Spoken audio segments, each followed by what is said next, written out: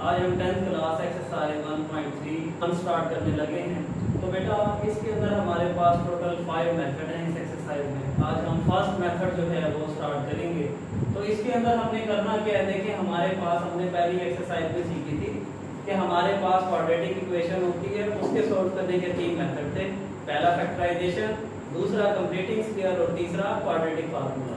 तो अब यहाँ पे फैक्टराइजेशन ही है हमारे पास जो इक्वेशन है उसमें x की पावर 4 है, तो इसको हम करेंगे सब्स्टिट्यूशन मेथड से।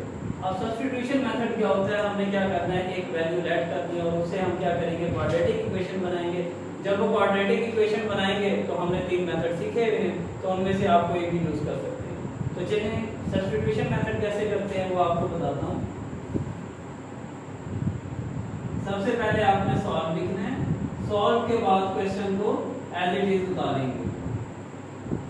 और देखें सब्स्टिट्यूशन मेथड में क्या होता है, आपने जो भी वेरिएबल है उसके अंदर स्मॉलेस्ट वैल्यू जो होती है वो आपने लेट करनी होती है और उसी वैल्यू से आपने बड़ी वैल्यू बनानी है। कैसे, अब यहाँ पे लेट करें, स्मॉलेस्ट वैल्यू हमारे पास x की पावर 2 और x की पावर 4 है, तो हमने 2 लेट कर लेनी है, y = x²।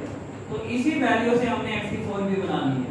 तो x की 4 कैसे बनाएंगे, जब यहाँ पे इसका भी स्क्वायर लेंगे और इसका भी स्क्वायर लेंगे, तो यहाँ पे y² हो जाएगा और यहाँ पे 2 2 4।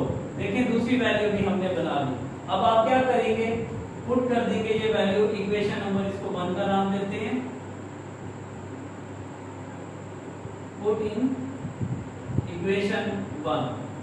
तो यहाँ पे x की 4 है, तो x की 4 किसके इक्वल है, हमारे पास y² के। देखिए एक ये वैल्यू बनाई है और एक हमने ये वैल्यू बनाई है। तो x की 4 की जगह y² आ जाएगा -11 और यहाँ पे x² की जगह हमने क्या किया, y लेट की है, +5 = 0। देखिए हमने सब्स्टिट्यूशन मेथड से बेटा एक क्वाड्रेटिक इक्वेशन क्या बना ली। अब इसके ऊपर आप फैक्टराइजेशन भी कर सकते हैं, कंप्लीटिंग स्क्वायर भी कर सकते हैं और क्वाड्रेटिक फार्मूला। तो हम इसे करेंगे फैक्टराइजेशन मेथड से। तो 5 to the 10 आपको पता है कि हमारे पास इक्वेशन अगर हो तो हम क्या करते हैं, फर्स्ट वैल्यू और लास्ट वैल्यू को आपस में मल्टीप्लाई करने से 2 5 10y² बन जाएगा। हमने बनाना है 11y, तो हम क्या करेंगे, अब इसके फैक्टर बनाएंगे। अब 11 बनाना है, अगर 10 पे भी करें 10 1 10 फैक्टर बना ले वैसे, लेकिन हमें नजर आ रहा है कि 10 1 10 वैल्यू बन रही है। अब दो फैक्टर हमें मिल गए, एक 10 और एक 1, इन दोनों को ऐड करें या सब्ट्रैक्ट करें, -11y बने।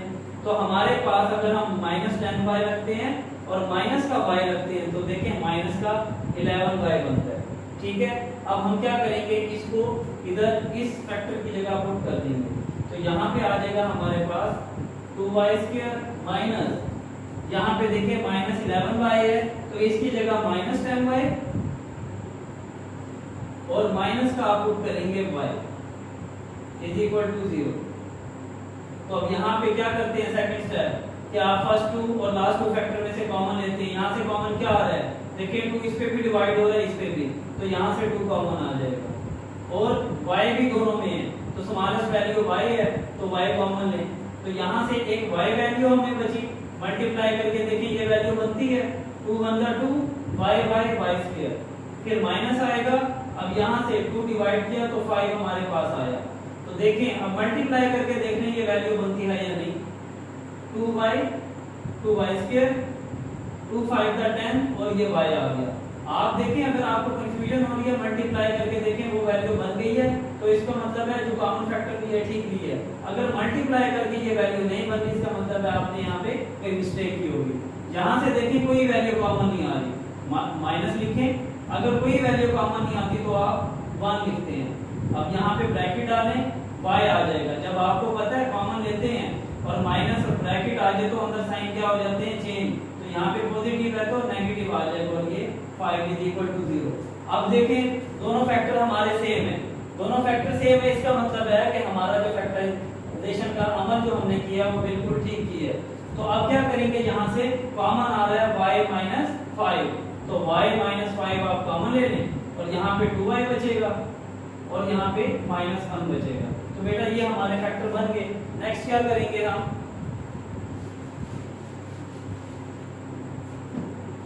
हमने 1/1 इनको 0 के इक्वल रखते हैं।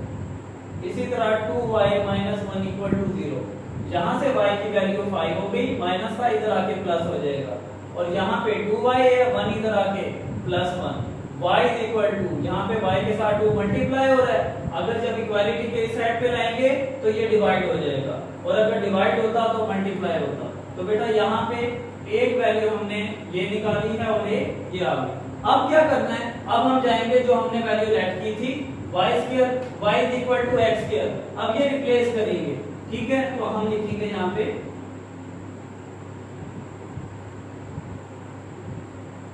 Replacing y by x²। तो हम क्या करेंगे 1/1 इसमें भी रिप्लेस करेंगे और इसमें भी, तो यहाँ पे आ जाएगा x² = 5। देखें y की जगह x² आ गया और 5 की जगह 5, और यहाँ पे x² = 1/2। अब यहाँ पे x फाइंड करना है, तो हम क्या लेंगे स्क्वायर रूट, तो लिखें we take स्क्वायर रूट। तो यहाँ पे स्क्वायर रूट लें, जब स्क्वायर रूट लेते हैं तो आपको पता है पॉजिटिव और नेगेटिव साइन पे लिखते हैं, ये इसे कैंसिल हो जाएगा, x आ जाएगा +/5 का स्क्वायर रूट। और यहाँ पे देखें इधर भी आपने लिखना है we take स्क्वायर रूट, तो यहाँ पे भी आप स्क्वायर रूट लें 1/2 ± ये इससे कैंसिल हो जाएगा, x = 1 का स्क्वायर रूट 1 होता है, तो इसको 1 लिख देंगे, लेकिन 2 का कोई पेयर नहीं बना तो ये 2 के स्क्वायर रूट में आ जाएगा। तो बेटा ये हमारे पास दोनों सॉल्यूशन आ गए। अब इसको हमने सॉल्यूशन सेट में कैसे लिखना है, देखें सॉल्यूशन सेट में लिखें, जब हमने सबसे पहले x की वैल्यू लिखते हैं, आपको पता है, फिर y की, तो x की वैल्यू ±5 का स्क्वायर रूट है। अब ये वैल्यू कैसे आई, जब हमने y को पुट किया 5, तो y की वैल्यू आपने यहाँ पे 5 रखनी है। इसी तरह x की वैल्यू पहले लिखेंगे ±1/2 का स्क्वायर रूट, लेकिन ये आई कैसे, जब हमने पुट किया y को 1/2। तो ये हमारे पास इस तरीके से बेटा सॉल्यूशन सेट आ गया। क्वेश्चन नंबर ये है हमारे पास 2। तो इसमें देखें हमारे पास फर्स्ट क्वेश्चन में भी इसी तरह की इक्वेशन थी, लेकिन यहाँ पे हमारे पास इक्वेशन एक रैंडमली दी हुई है। तो हमने पहले तो इसको प्रॉपर फॉर्म में लेके आना है। तो कैसे लेके आएंगे, हमारे पास लेफ्ट साइड पे तमाम वैल्यूज आ जाएंगी। ये वैल्यू यहाँ पे पॉजिटिव है, जब लेफ्ट साइड पे आएगी तो ये नेगेटिव हो जाएगी। इसी तरह ये भी हमारे पास नेगेटिव है, तो ये यहाँ पे पॉजिटिव हो जाएगी। जब ये दोनों वैल्यू लेफ्ट साइड पे आ जाती हैं तो राइट साइड पे 0 रह जाएगा। अब ये देखें प्रॉपर फॉर्म आ गई। अब यहाँ पे भी सब्स्टिट्यूशन मेथड अप्लाई करेंगे। उसमें हम क्या करते हैं, सबसे पहले वेरिएबल की सबसे छोटी वैल्यू को लेट करते हैं। तो यहाँ पे x² छोटा है या x⁴ छोटा है, हमें नजर आ रहा है कि x की पावर जो 2 है वो सबसे छोटी वैल्यू है। तो हम क्या करेंगे, इसको लेट कर लेंगे। कोई भी वेरिएबल ले सकते हैं आप, यहाँ पे जरूरी नहीं है y नहीं, आप z भी ले सकते हैं, कोई भी नाम रख सकते हैं, जस्ट हमने नाम रखना होता है। तो मैंने जस्ट इसको y नाम दे दिया, आप कोई भी रख सकते हैं। तो यहाँ पे देखें छोटी वैल्यू से हमने बड़ी वैल्यू बनानी है, तो वो कैसे बनेगी, 2 है, 2 में हम क्या ऐड करेंगे, 4 बन जाए। तो अगर हम देखते हैं पावर में अगर 2 से मल्टीप्लाई करें तो हमारे पास 4 वैल्यू आती है। तो हम क्या करेंगे, इधर इसका स्क्वायर ले लेंगे, y² = 2 × 4। तो देखिए यहाँ पे हमें 2 वैल्यू मिल गई वेरिएबल की। अब आपने क्या करना है, इसको पुट कर देना है। तो हम यहाँ पे लिखेंगे, इसको इक्वेशन नंबर 1 का नाम देंगे। यहाँ पे लिखें पुट इन इक्वेशन 1। तो यहाँ पे आप पुट करें x⁴। यहाँ पे x⁴ जो है वो y² के इक्वल है। फिर ये -9 लिखेंगे, और यहाँ पे x² हमने लेट किया y के इक्वल, y लिखें +4 = 0। अब देखें ये क्वाड्रेटिक इक्वेशन हमारे पास आ गई। अब तीनों मेथड में आपकी मर्जी है, आप सीख चुके हैं। मैं यहाँ पे फैक्टराइजेशन का करवा रहा हूँ, आप क्वाड्रेटिक फार्मूला भी कर सकते हैं, कंप्लीटिंग स्क्वायर भी कर सकते हैं। तो हम करते हैं फैक्टराइजेशन का, क्योंकि वो एक मेथड सिंपल है और छोटा मेथड है। क्योंकि पेपर के अंदर हम जब सवाल हल करते हैं तो हमारे पास बड़ा शॉर्ट टाइम होता है, इसलिए हम वो मेथड लेते हैं जिसके अंदर कम से कम टाइम लगे। तो हम यहाँ पे फैक्टराइजेशन यूज करेंगे। तो तो देखिए 2 4 द 8, आपको मैंने पहले भी बताया था फैक्टराइजेशन का जो मेथड होता है वो हमारे पास कैसे लेते हैं। हमारे पास एक क्वाड्रेटिक इक्वेशन होती है, एक फर्स्ट वैल्यू होती है और एक लास्ट वैल्यू, यानी कि एक एक्स स्क्वायर वाली और एक कांस्टेंट वैल्यू, इनको जब आपस में मल्टीप्लाई करते हैं तो हमारे पास जो भी फैक्टर आता है उसके हम फैक्टर बनाते हैं। तो हमें नजर आ रहा है 9 बनाना है, तो हम डायरेक्टली भी बना सकते हैं 8 और 1, 8 बनता है 8, तो यानी कि हमने माइनस का 9, तो माइनस का 8y रखें और माइनस का अगर y रखते हैं तो हमारे पास माइनस का 9y बनते हैं। देखें माइनस 9y चाहिए था, तो यहाँ पे माइनस 9y की जगह हम क्या करेंगे, ये फैक्टर लिखेंगे। लेकिन यहाँ पे आपने पहले फर्स्ट वैल्यू को लिखना है फिर लास्ट वैल्यू को, हम वेरिएशन लेके आते हैं इस वैल्यू के अंदर। अब यहाँ पे माइनस 9y है तो हमने फैक्टर बनाए हैं माइनस का 8y और माइनस का y। देखिए ये हमने फैक्टर बना लिए।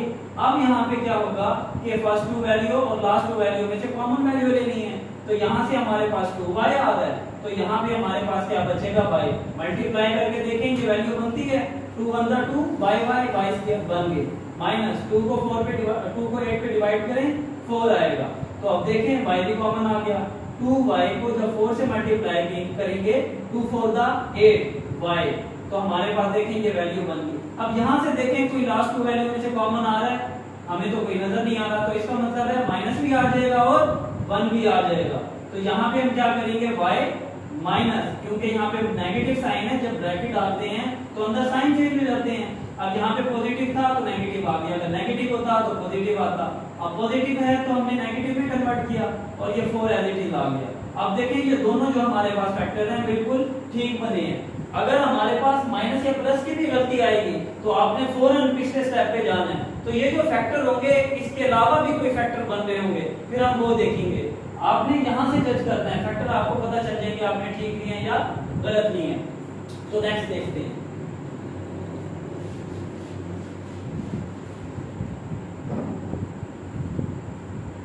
तो बेटा देखें y माइनस 4 ये हमारे पास कॉमन आ गया, इसके बाद हमारे पास 2y बचा और माइनस 1 इज इक्वल टू 0, 1/1 इनको 0 के इक्वल पुट करें तो यहाँ से y की वैल्यू माइनस आई साइड पे आके प्लस हो जाएगी। इसी तरह 2y 1 इधर आके नेगेटिव है पॉजिटिव, यहाँ पे ये मल्टीप्लाई हो रहा है तो जब इक्वालिटी के इस साइड पे आता है तो ये डिवाइड होता है। तो देखिए हमारे पास 2 वैल्यू आ गई। अब रिप्लेसिंग का अमल, जो हमने वैल्यू स्टार्ट में लेट की थी अब उसको y की जगह रिप्लेस करना है, तो हम लिख देंगे यहाँ पे replacing y by x square. तो रिप्लेस करें आप, जहाँ पे x square is equal to 4, y is equal to 1/2, sorry यहाँ पे भी रिप्लेस करना है। तो अब क्या करेंगे, स्क्वायर को हटाना है क्योंकि हमने तो x फाइंड करना है, स्क्वायर को हटाने के लिए स्क्वायर रूट लेना पड़ता है। तो आप लिखें वी टेक स्क्वायर रूट, तो ले लें स्क्वायर रूट, यहाँ पर भी और यहाँ पर भी, ये इससे कैंसिल हो गया, x is equal two plus minus. तो 4 जो होता है बेटा ये क्या होता है 2 का स्क्वायर, आप फैक्टर बना के देख लें बेशक, 2 2 द 4 2 1 द 2, तो 2 हमें वैल्यू मिली है, यानी कि 2 को हम स्क्वायर में लिखेंगे। स्क्वायर में क्यों लिखते हैं, क्योंकि 2 टाइम होता है, पावर 1 और पावर 1, इसको ऐड करते हैं बेसिस सेम होती है तो 1 + 1, तो ये हमारे पास क्या बनेगा 2 ही बनेगा, तो इसलिए हम डायरेक्ट लिख सकते हैं यहाँ पे 2 का स्क्वायर, स्क्वायर स्क्वायर रूट से कैंसिल तो प्लस माइनस 2 आ जाएगा हमारे पास। और इसी तरह यहाँ पे देखें, यहाँ पे भी लिखेंगे we take square root, x square इधर भी रूट लें 1/2, इसका भी रूट लें, ये इसे cancel, x is equal to आपको पता है 1 का स्क्वायर रूट 1 ही होता है और 2 का कोई फैक्टर नहीं बन सकता, इसलिए ये स्क्वायर रूट में आ जाएगा। तो बेटा ये 2 वैल्यू आ गई। अब सॉल्यूशन सेट कैसे लिखेंगे, ये लास्ट वीडियो में भी मैंने आपको समझाया था। देखें हमारे पास x को पहले लिखते हैं ऑर्डर पेयर के अंदर, ऑर्डर पेयर क्या होता है हमारे पास, देखें एक वैल्यू a है एक वैल्यू b, इसको हम x एक्सिस का कोऑर्डिनेट कहते हैं, इसको y एक्सिस का, तो पहले x लिखेंगे फिर बाद में y। तो x की वैल्यू हमने निकाली है +-2, और ये वैल्यू आई कैसे है, जब हमने पुट किया y को 4 के इक्वल, तो आप यहाँ पे लिखें 4। इसी तरह ये वाली वैल्यू है, इसको हमने लिख दिया। इसके बाद ये वैल्यू कैसे आई है, जब हमने y को पुट किया 1/2, तो ये हमारे पास बेटा सॉल्यूशन सेट आ गया। इंशाल्लाह नेक्स्ट वीडियो में हम नेक्स्ट पार्ट करेंगे। अल्लाह हाफिज।